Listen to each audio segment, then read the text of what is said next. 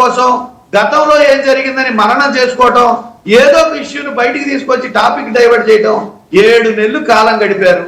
ఇప్పటికైనా ప్రజల యొక్క పరిస్థితుల్ని, పెరుగుతున్న కరెంటు ఛార్జీలని, వీటన్నిటిని, పెరుగుతున్న నిత్యావసర వస్తువుల ధరల్ని, వీటన్నిటిని కంట్రోల్ చేస్తూ, ఇచ్చిన హామీలు నెరవేరుస్తూ, ప్రజల మాన ప్రాణాలు కాపాడుతూ, ఇట్లాంటి సిగ్గుమాలిన చర్యలకు పాల్పడకుండా ఇలాంటి దౌర్భాగ్య చర్యలు మాట్లాడుతున్న వాళ్ళ మీద క్రమశిక్షణా చర్యలు తీసుకుంటూ పరిపాలించాలి కదా. పరిపాలన గాడి తప్పింది అని నాడెప్పుడో చెప్పారు పవన్ కళ్యాణ్ గారు.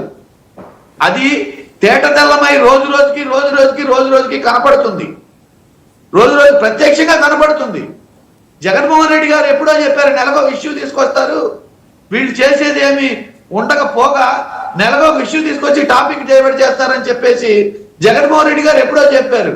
అలానే జరుగుతుంది కదా, ఇప్పుడు అలానే చేస్తున్నారు కదా. సరే, ఈ అంశం మీద మీ టేక్ ఏంటి అనేది తెలుసుకునే ముందర జేసీ గారు ఆల్రెడీ గ్రౌండ్ సెట్ చేసుకున్నట్టు కదా వైసీపీలో జాయిన్ అవ్వడానికి. విజయమ్మ గారితో మాట్లాడారు, జగన్మోహన్ రెడ్డి గారితో కూడా సంప్రదింపులు జరిపారు. ఇప్పుడు ఈ రకమైన అభ్యంతరకరమైన వ్యాఖ్యలు చేసిన నాయకుడిని మీరు ఆహ్వానిస్తారా మళ్ళీ? ఒకవేళ అలా అయి ఉంటే అందుకని మీరు చర్యలు తీసుకోవట్లేదంటారా? అందుకని ఈ కూటమి ప్రభుత్వం చర్యలు తీసుకోవట్లేదంటారా అంటున్నా. మీరు చెప్పాలి, అది మీరు చెప్పాలి, మీరు ఆన్సర్ చేయాలి సార్. అది మీరు చెప్పాలి.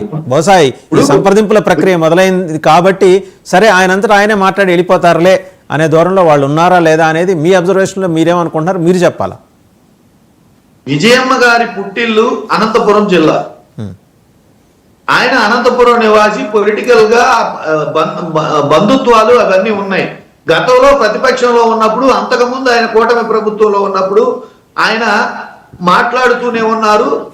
మాట్లాడే వాటికి ఏదో లింకు పెట్టుకొని ఈ కూటమి ఆయన మాట్లాడుతున్న దానికి క్లారిటీ ఇవ్వండి, లేదు ఆయన సమస్య ఏదైనా ఉంటే దానికి సమాధానం చెప్పండి, ఇటు పోతున్నారు అటు పోతున్నారు అని చెప్పేసి సాకులు చెప్పి పరిపాలన మీరెందుకు చర్యలు తీసుకోలేకపోతున్నారు అన్న విషయాన్ని పక్కదారి పట్టిస్తున్నట్టే కదా ఇది. ఇప్పుడు అధికారంలో ఉండి ఒక మహిళ మీద దారుణంగా మాట్లాడిన దానికి చర్యలు తీసుకోకుండా ఆయన ఏదో వైసీపీలో చేరుతున్నారు కాబట్టి మేము ఈ చర్యలు తీసుకోలేకపోతున్నామని చెప్పదలుచుకున్నారా?